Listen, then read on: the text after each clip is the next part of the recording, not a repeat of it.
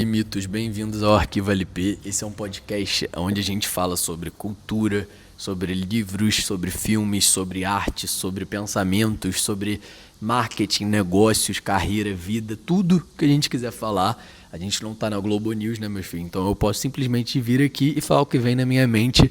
E a ideia do podcast é essa. Eu sempre começo o podcast da seguinte forma: eu venho no meu caderno, eu escrevo a ideia que eu tô tendo no dia em uma frase só. E eu desenvolvo a ideia a partir disso. É literalmente assim. Se você tá no vídeo aí, você consegue ver. Se não, só acredite em mim. É um caderninho que escrito tá assim: podcast #2, episódio 2. É bom saber que somos ruins. Esse é o tema que eu escolhi para o podcast de hoje, porque eu sempre escolho o que está latente na minha cabeça naquele dia, tá? E eu faço com vocês igual eu faço na terapia. Eu só falo o que eu estou pensando durante aquela semana. Então, todo dia na terapia eu chego assim, essa semana aconteceu tal coisa, ou essa semana eu tô pensando em tal coisa. E eu decidi que eu vou fazer a mesma coisa aqui no podcast, entendeu? Então, essa semana especificamente, eu comecei a pensar em um livro que marcou muito a minha vida, que foi O Lobo da Steppe, do Hermann Hesse. Vocês já devem ter ouvido falar. Quem não ouviu falar pode colocar na lista para a hora, porque é um dos melhores livros que já foram escritos na vida. Mas qual é o grande ponto desse livro? Esse livro vai seguir a história de um personagem que se diz metade homem, metade lobo. O que isso significa na prática? Ele é um cara que ele é metade humano, ou seja, ele tem tudo que o humano tem, a racionalidade, os sentimentos, tudo, mas ele também é metade lobo, ou seja, ele é metade animal. Ele tem uma parte dele que é só instintiva, que age por emoções, que sente, quer fazer, que surta em determinados momentos sem muita explicação. E eu acho esse um dos grandes temas da vida, cara, porque todos nós temos essa dualidade entre sermos pessoas que conseguimos às vezes segurar muito nossos sentimentos, conseguimos ser extremamente racionais, conseguimos fazer aquilo que a gente quer, mas a gente também tem momentos onde nós somos 100% irracionais, onde a gente não pensa antes de agir, onde a gente não controla os instintos que nós estamos sentindo. Então eu sempre achei esse livro muito genial, porque sempre consegue trazer uma imagem muito bem definida do que o ser humano realmente tem. E o ser humano, na minha opinião, tem essa dualidade. Nós não somos seres que nós conseguimos viver só em constância, em plenitude. A gente tem momentos de constância e a nossa vida pode ser bem constante, mas em algum momento da vida você vai sim, dar uma surtada e ficar destemperado, porque isso faz parte da experiência humana. E esse comportamento da gente agir conforme os nossos instintos, eu fiz uma coisa que eu nem queria, às vezes, porque eu senti aquilo. Isso lembra muito a postura de um animal, porque o animal não tem essa racionalidade para escolher. Ele sente, ele faz. Ele quer te morder, ele morde. Ele quer fazer qualquer coisa, ele faz. E eu acho que é muito interessante a gente pensar nessa dualidade que o ser humano carrega. Então esse sempre foi um tema que me rodou muito, porque eu pensei assim, cara, eu já fiz muita coisa que eu não queria de verdade na vida, mesmo.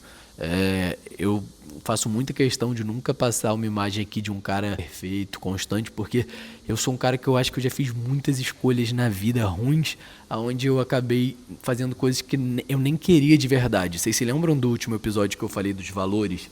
De você definir os seus valores e as suas ações, elas serem compatíveis com aquilo? Aquilo ali é lindo na prática, eu acho que é a melhor coisa que a gente pode ter na mente. Mas o ser humano, a nossa tendência é a gente saber o que a gente quer e ainda assim a gente escolher o lado contrário. Eu não sei vocês, mas sendo muito sincero, eu já passei muito por isso.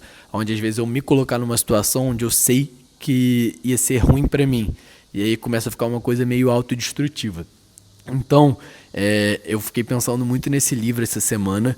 Eu acho que esse livro me mexeu muito comigo numa época, porque eu tive uma experiência. Vou começar a me expor, tá? Já tá aí uns 3 minutos de podcast, já deu para introduzir. Aí tá na hora de me expor. Se tiver que esperar mais, me avisa. Mas eu não consigo, cara, sempre me exponho. Mas eu tive uma experiência muito específica. Eu não vou entrar em detalhes porque eu não quero falar de ninguém, só quero falar de mim. Mas eu tive uma experiência na vida com uma pessoa que era uma referência bem grande pra mim em um aspecto específico, de pessoa que eu acho que era admirável, que eu gostaria de ser.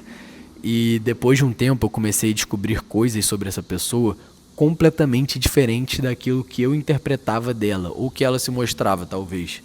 Mas é basicamente, pensa aí, você, sei lá, Vamos dar um exemplo. Isso aqui é totalmente um exemplo, não é a minha realidade, tá? Mas vamos lá. Você tem o seu pai. Pensa que você tem um pai que é muito incrível e ele é a maior referência de vida pra você. E simplesmente você chega e você descobre coisas que ele fez que acabaram com a visão que você tinha dele. Ou seja, ele se torna uma pessoa hipócrita pra você, ele se torna uma pessoa não admirável. E eu vivi essa realidade não com meu pai, tá? Meu pai, porra, é maravilhoso. Eu tô bem consciente dos defeitos do meu pai, inclusive, mas ele é bem maravilhoso, o cara, um bom careca, vamos dizer assim. Meu pai é um bom careca. Mas, enfim, só quis dizer isso pra ilustrar bem. Então eu vivi isso com uma pessoa que era uma referência pra mim, e a partir do momento que eu descobri sobre ações dela que eu achava muito repulsivas, eu comecei a ir pro lado contrário. Essa pessoa se tornou tudo que eu não queria ser. E a minha primeira reação quando eu descobri a ordem ali, a sequência de situações que eu achava bizarras dessa pessoa, a minha primeira reação foi ficar muito irritado. Tipo assim, cara, então isso me irritou muito, eu fiquei muito frustrado. E aí depois de bastante tempo, quase anos, depois de anos, tipo, sentindo muita raiva sobre tudo que tinha acontecido e sobre essa quebra de expectativa que eu tinha colocado nesse ser humano aí, eu comecei a dar alguns passos para trás e eu pensei, cara, será que eu sou tão diferente dele? Claro que eu poderia não fazer algumas ações tão absurdas como ele fez. Por exemplo, se é um cara que matou alguém, porra, eu acho que eu genuinamente não mataria alguém, me conhecendo, né? Mas eu acho que todo ser humano tem essa dualidade de poder fazer coisas absurdas. Então, depois que eu dei alguns passos para trás, eu falei, será que se eu não tivesse nessa situação eu faria o mesmo? Tá, minha resposta é não, não faria o mesmo. Tenho certeza absoluta, mas o que eu quero dizer é, o que diz que eu sou tão melhor que ele?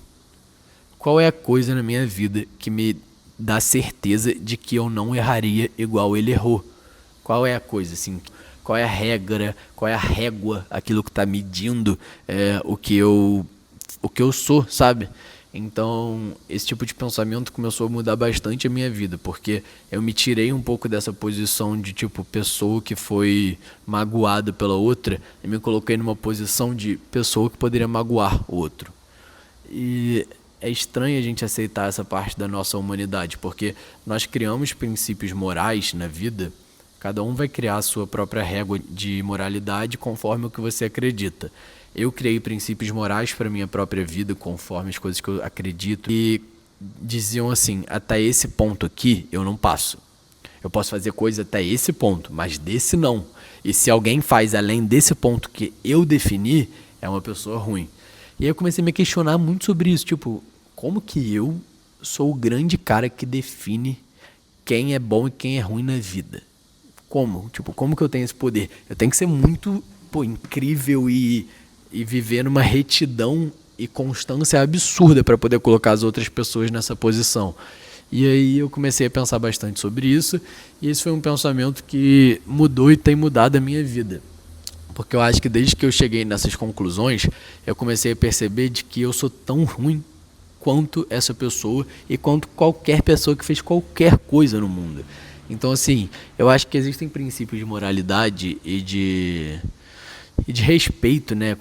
Quando às vezes você ultrapassa o limite de outra pessoa, tipo, sei lá, um abuso, um assassinato, um roubo, né? Coisas que a gente sabe que são erradas, que obviamente são erradas.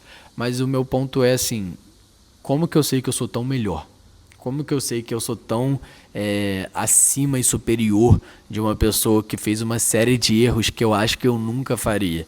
E provavelmente, eu falo por mim assim, se eu começar a olhar para minha própria vida, eu vou me deparar com muitos erros que eu fiz, muitos, tipo, cara, se tem uma coisa que eu não sou nessa vida é santo, assim. Eu acho que eu nunca fiz nada para ofender ninguém assim na vida, mas eu acho que eu não sou santo porque eu escolhi muitas coisas erradas e escolher isso, entender isso foi uma coisa que começou a me libertar um pouco, porque eu acho que eu me libertei da imagem de mim mesmo sobre uma pessoa que não estava possível pro erro. Entender que você é uma pessoa que provavelmente vai errar na vida e que na história de outras pessoas você vai ser um merda, porque talvez você realmente tenha sido um merda. é uma coisa muito interessante, porque você se depara com uma versão sua com um ego menos inflado que você já vai ver na vida. Quando a gente vê uma história de um cara que foi cancelado aí pro resto da vida, pensa aí em alguém, eu não sei de cabeça alguém, mas eu sempre olho para essa pessoa e penso, e se eu tivesse nessa posição? Quais são as coisas que eu estou fazendo na minha vida que estão me dando certeza de que eu nunca vou estar nessa posição? Será que é bom eu ter certeza disso? E eu acho que começa a ser meio libertador você começar a entender de que na sua história e na Terra, em tudo que você tem construído, a gente vai entrar em papéis ruins para outras pessoas. Eu não acho que isso pode entrar pra gente como uma coisa de, então agora eu vou realmente ser ruim porque, eu sou o vilão da história de alguém.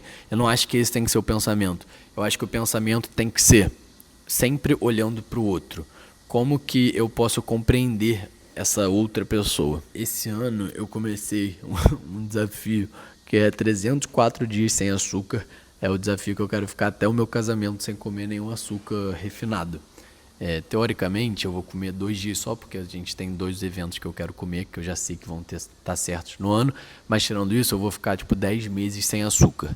E por que eu faço isso? Porque eu fico o tempo inteiro tentando me colocar em situações onde eu testo os meus limites para saber se eu tenho controle sobre as minhas decisões, sabe? Para saber se eu tenho controle sobre os meus sentimentos, porque Lucas, o meu natural é eu chego num lugar que tem um doce, moleque, eu quero comer aquilo ali num nível, numa quantidade de doce, meus filhos, que vocês não estão entendendo. Eu quero comer o máximo que eu puder. Essa é a minha vontade, o normal pra mim, sabe? Essa é a forma que eu tô acostumado a agir. Então, quando eu dou alguns passos para trás e eu começo a olhar para o que eu quero fazer e o que eu tenho que fazer, eu tenho que me submeter a essa minha vontade. Eu tenho que me submeter à vontade de querer comer doce em todos os lugares que eu vou. Isso é um exemplo bobo, mas que pode se aplicar em várias coisas na sua vida. Quando eu olho para isso, eu começo a enxergar respostas que eu não tenho. Eu não sou dominado pelas minhas vontades e pelos meus instintos e pelo que eu estou sentindo naquele momento. Eu acho que a gente vive um pouco hoje numa realidade onde todo mundo se permite demais viver absolutamente tudo que tem vontade. Entendo o que eu tô falando. Eu não acho que você tem que ser uma pessoa reprimida nem um pouco na vida. No último episódio eu falei muito sobre o quanto você deve se expressar e ser quem você é. Mas eu acho que essa visão que leva ao desequilíbrio de você fazer tudo aquilo que você sente, ser permissivo com todos os seus sentimentos, vai te levar a lugares muito ruins, assim. Hoje eu percebo que grande parte da vida, na verdade, é a gente entendendo quem a gente é e como nós somos seres humanos ruins. Nós somos, cara. Nós fomos criados assim. A gente vive num mundo onde absurdos acontecem o tempo inteiro e é interessante você ter uma visão para todos esses absurdos que acontecem, como se você tivesse nascido numa realidade específica, sob condições específicas, a sua mente sendo moldada de uma forma específica, será que você não seria tão ruim quanto essas outras pessoas aí que a gente vê por aí? Coisa também que eu vejo que forma muito isso é família. O comportamento nosso de meio que reproduzir coisas que a nossa família fez, mesmo sabendo que elas não são coisas admiráveis e boas para nós mesmos. Então é muito normal você ver a família de uma pessoa alcoólatra, que o avô era alcoólatra, que o bisavô era alcoólatra, que o pai era alcoólatra, e o que é legal é que a gente tem todo o poder para conseguir parar essas coisas em nós mesmos. A gente tem poder para conseguir parar esses ciclos, cara. Isso é um absurdo. Olha que coisa boa. Você não tem que se submeter ao ambiente, à família, às escolhas, a tudo que foi jogado em você. Você pode criar uma nova vida a partir daquilo. E eu já convivi com tanta gente incrível que conseguiu parar esse tipo de... Eu falo quase como uma maldição familiar mesmo, sabe? Porque eu acho que a gente tem essa tendência a reproduzir esses comportamentos. Teve uma época que eu tinha um projeto social, o nome era Mais Amor, Menos Frio. Eu tive isso na época do ensino médio, no primeiro ano do ensino médio eu criei esse projeto. Era um projeto no qual a gente atendia pessoas em situação de rua, aqui na minha cidade, em Niterói. A gente ia para a principal avenida, que o nome é Amaral Peixoto, e aí a gente atendia lá porque muitas pessoas em situação de rua vivem lá. Isso foi um dos pontos que mais me ensinou na vida, porque eu passei 2 a 3 anos liderando esse projeto.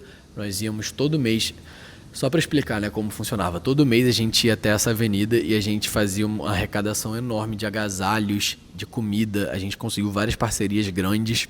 Só que a ideia do projeto não era a gente servir essas pessoas uma vez ao mês, e sim a gente pegar esse dia do mês que a gente ia lá, fazer meio que uma triagem de quem a gente poderia mais ajudar. Então, por meio desse projeto, a gente conseguiu levar várias pessoas para casas de reabilitação, a gente conseguiu fazer pessoas se formarem no ensino médio por meio dos supletivos, a gente conseguiu ajudar pessoas a tirarem documentação. Então, nossa ideia não era só dar uma comida ou um agasalho para eles, que é uma coisa que ajuda muito, mas no final não é efetivo para mudança de vida. Era a gente usar esse mês, esse encontro no mês principal, para ver quais pessoas a gente conseguiria ajudar mais profundamente, e durante a semana a gente ia encontrando essa pessoa. Enfim, no meio disso, 1000 coisas aconteceram, eu tenho 1000 histórias para contar dessa época, porque você imagina, cara, eu era um moleque de 15 anos, com vários outros moleques e meninas de 15 anos, todo mundo da minha idade, que a gente ia para essa rua e a gente cuidava de pessoas muito mais velhas com a gente, dependentes químicas, ou que foram expulsas de casa por algum motivo, ou que foram abusadas pelas suas famílias e tiveram que fugir. A gente encontrou muitas situações assim. E uma coisa que eu via muito em comum era sempre essas histórias muito voltadas para o âmbito familiar, de pessoas que, acabavam sem querer reproduzindo coisas que a família deles tinham feito. Então, pais que eram muito alcoólatras ou dependentes químicos e, machucavam a família e faziam coisas, sei lá o quê. E eles, sem querer, acabavam reproduzindo aquilo, sabe? E esse foi um ponto muito forte, assim, pra mim, porque eu comecei a ver o quanto as pessoas ao meu redor, que foram criadas em ambientes muito hostis, inclusive é um número absurdo, né? Acho que a maior parte das pessoas são criadas em ambientes hostis, né?